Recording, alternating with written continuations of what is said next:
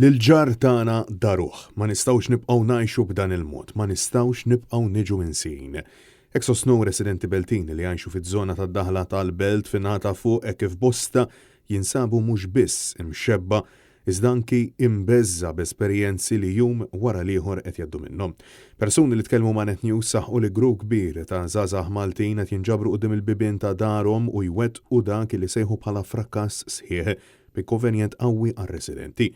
Tal-aġir sfortunatament issa qed jeskala kif dawn allegatament sansitra aggredow raġel li kienet jipprova jidħol f'daru batti vandali oħra jsiru wkoll mal-faċċati ta' djar. Residenti saħqu li l-aġir ta' dawn iż-żgħażagħ illi fil-maġġoranza tagħhom ikunu minn barra l-belt qed joħolqilhom skumdita kbira u biża' filwaqt li appellaw għall-azzjoni immedjata mill-awtoritajiet kompetenti qabel ma jkun tard wisq.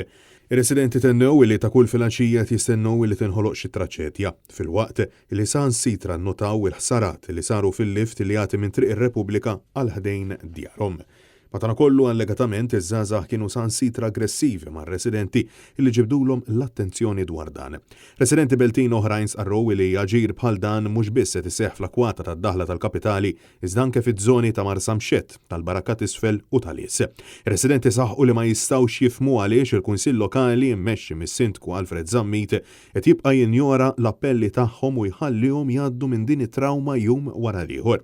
L-uniċi membri tal-Kunsill Lokali Belti li qed jagħmlu pressjoni mal-awtoritajiet jidhru illi huma l-kunsillieri eletti f'isem il-Partit Nazzjonalista illi qed jisħu illi din is-sitwazzjoni mhux aċċettabbli u għandha bżonn tittieħed azzjoni immedjata. Fuq Facebook il-Minority Leader Krixxi Mikallef kiteb dwar dan fejn spjega li sar kuntatt mas-Supretendent tal-Pulizija responsabbli mill-Belt biex mhux biss tiżdied is-sigurtà iżda biex ir-residenti Beltin ma jibqgħux ikunu injorati u ma jibqgħux jgħixu fil-biża' f'darhom.